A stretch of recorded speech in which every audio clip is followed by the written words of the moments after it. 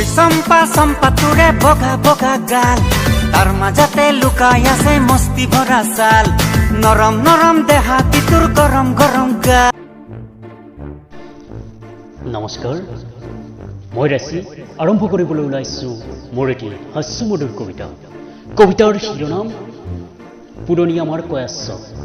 পুৰণি আমাৰ কয়াশ্বক অতুল গাড়ীৰে ভৰা, তাৰে মাজতো বহুতো আছে চিহৰ খাই থু পেলোৱা ল'ৰা।